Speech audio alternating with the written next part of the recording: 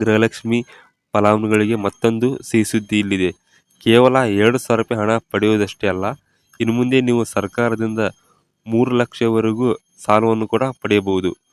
ರಾಜ್ಯ ಸರ್ಕಾರವು ಮಹಿಳೆಯರಿಗಾಗಿ ವಿಶೇಷವಾಗಿ ಗೃಹಲಕ್ಷ್ಮಿ ಮಹಿಳಾ ಸರ್ಕಾರಿ ಬ್ಯಾಂಕ್, ಗೃಹಲಕ್ಷ್ಮಿ ಕೋ-ಆಪರೇಟಿವ್ ಬ್ಯಾಂಕ್ ಆರಂಭಿಸಿದೆ. ಇದರ ಮೂಲಕ ನೀವು ಖಾಸಗಿ ಸಾಲದ ಬಡ್ಡಿ ಕಾಟದಿಂದ ಮುಕ್ತಿ ಪಡೆಯಬಹುದು. ಇದೇ ರೀತಿ ಹೆಚ್ಚಿನ ಮಾಹಿತಿಗಾಗಿ ತಪ್ಪದೇ ನಮ್ಮ ಚಾನಲ್ ಸಬ್ಸ್ಕ್ರೈಬ್ ಆಗಿ. ಬನ್ನಿ ಸ್ನೇಹಿತರೆ, ಇವತ್ತು ವಿಡಿಯೋ ತಡ ಮಾಡೋದು ಬೇಡ, ಶುರು ಮಾಡೋಣ.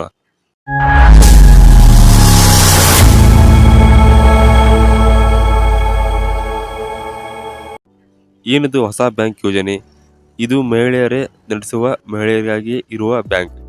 ಉದ್ದೇಶ: ಮಹಿಳೆಯರಿಗಾಗಿ ಸಣ್ಣ ಉದ್ಯಮ ಆರಂಭಿಸಲು ಕಡಿಮೆ ಬಡ್ಡಿಯಲ್ಲಿ ಸಾಲ ನೀಡುವುದು. ವಿಶೇಷತೆ: ಈ ಬ್ಯಾಂಕ್ ನೀವೇ ಮಾಲೀಕರು. ಸರ್ಕಾರ ಬದಲಾದರೂ ಈ ಬ್ಯಾಂಕ್ ಬದಲಾಗುವುದಿಲ್ಲ. ಸ್ನೇಹಿತರೆ, ನೀವು ಸಾಲ ಪಡೆಯಲು ಏನು ಮಾಡಬೇಕು ನೋಡೋಣ ಬನ್ನಿ. ನೀವು 3 ಲಕ್ಷ ಸಾಲ ಪಡೆಯಬೇಕಾದರೆ ಈ ಕೆಳಗಿನ 3 ಹಂತಗಳನ್ನು ಪಾಲಿಸಬೇಕು. ಮೊದಲನೇ ಹಂತ ಸದಸ್ಯತ್ವ ಅಂದರೆ ಮೆಂಬರ್ಶಿಪ್. ಮೊದಲಿಗೆ ನೀವು 1,000 ರೂಪಾಯಿ ಷೇರು ಹಣ ನೀಡಿ ಈ ಬ್ಯಾಂಕ್ನ ಸದಸ್ಯರಾಗಬೇಕು.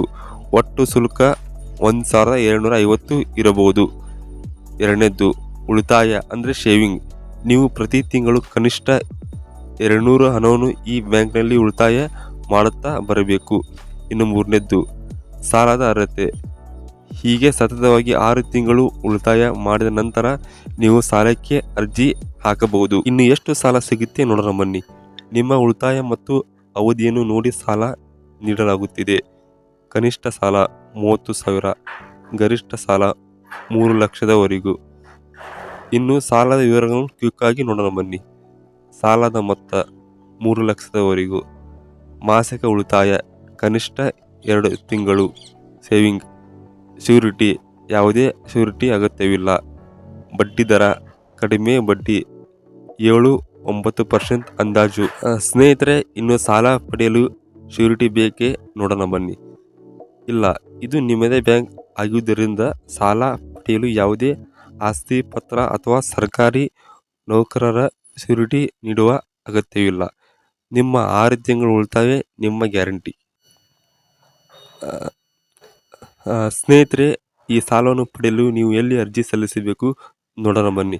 ಸದ್ಯಕ್ಕೆ ನೀವು ನಿಮ್ಮ ಹತ್ತಿರದ ಅಂಗನವಾಡಿ ಕಾರ್ಯಕರ್ತರನ್ನು ಅಥವಾ ತಾಲೂಕು ಶಿಶು ಅಭಿವೃದ್ಧಿ ಯೋಜನಾಧಿಕಾರಿಯನ್ನು ಕಚೇರಿಯನ್ನು ಸಂಪರ್ಕಿಸಿ ಸದಸ್ಯತ್ವ ಪಡೆಯಬಹುದು. ಮುಂದಿನ ದಿನಗಳಲ್ಲಿ ಆನ್ಲೈನ್ ಲಿಂಕ್ ಬಿಡುಗಡೆ ಆಗಲಿದೆ.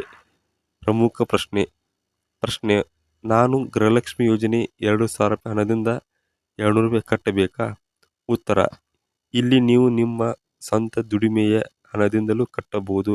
ಆದರೆ ತಿಂಗಳ 200 ರೂಪಾಯಿ ಉಳಿತಾಯ ಮಾಡುವುದು ಕಡ್ಡಾಯವಾಗಿದೆ. ಸ್ನೇಹಿತರೆ, ಇವತ್ತಿನ ಮಾಹಿತಿ ವಿಡಿಯೋ ನಿಮಗೆ ಇಷ್ಟ ಆಗಿದ್ರೆ ದಯವಿಟ್ಟು ಲೈಕ್ ಮಾಡಿ ಹಾಗೂ ಹೆಚ್ಚು ಜನ ಶೇರ್ ಮಾಡಿ. ಮತ್ತು ವಿಡಿಯೋ ಬಗ್ಗೆ ನಿಮ್ಗೆ ಏನು ಅನಿಸ್ತು ತಪ್ಪದೇ ಕೆಳಗಡೆ ಕಮೆಂಟ್ ಮಾಡಿ. ವಿಡಿಯೋ ನೋಡೋದಕ್ಕೆ ಎಲ್ಲರಿಗೂ ಧನ್ಯವಾದಗಳು. ಮತ್ತೆ ಮುಂದಿನ ವಿಡಿಯೋದಲ್ಲಿ ಸಿಗೋಣ.